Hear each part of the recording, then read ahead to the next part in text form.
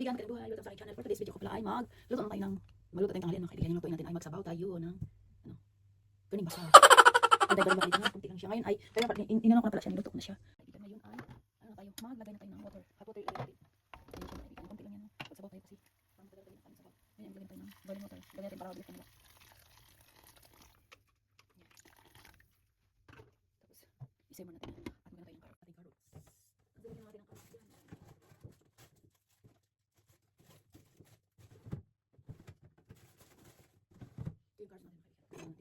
yan. Bigan ay, ilagay natin yung ating carrots. Kasi tagal ito maluto. Ayan siya. Ilagay na natin yung ating carrots.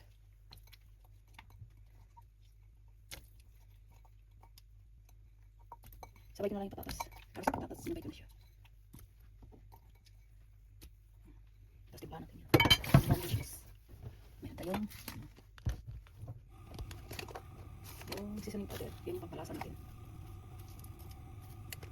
Lagyan natin ng paminta. Yan yung gulay natin mga kaibigan. Tapos, lagyan natin yung mushroom na granules. Granules na siya mga kaibigan. Tapos, ano yun siya, pumas na to, diba? Mayroon tayong, ay nahuli pala yung sibuyas. Yung kakna natin. Masarap yung sibuyas.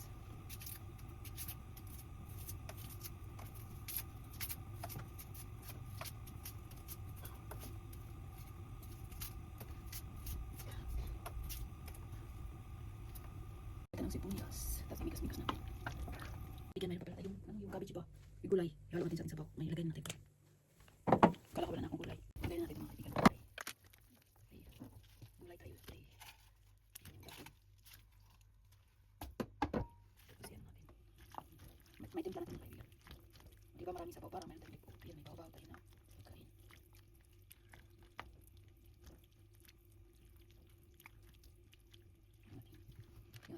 Kunti lang yung karne ito. Marami ng sabaw.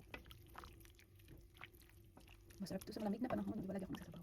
Kasi maganda ito sa ating katawan. Pag may yung malamig na panahon, tapos laging sabaw. Laging may sabaw, di ba? Isimmer lang natin yan hanggang maluto yung ating kanang repolyo.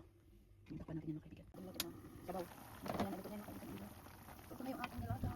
Pinamihan ko na yung babaw tayo pang ulang. Kaya mga kaibigan, ito na yung shop na natin. Tapos kain tayo.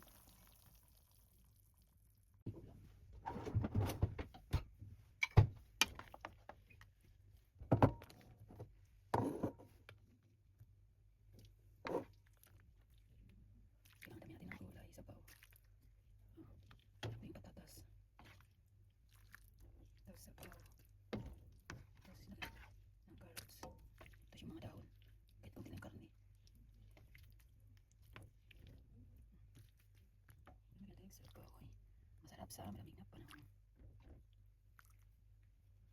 Kaibigan, kain na tayo ng lunch. Thank you for watching.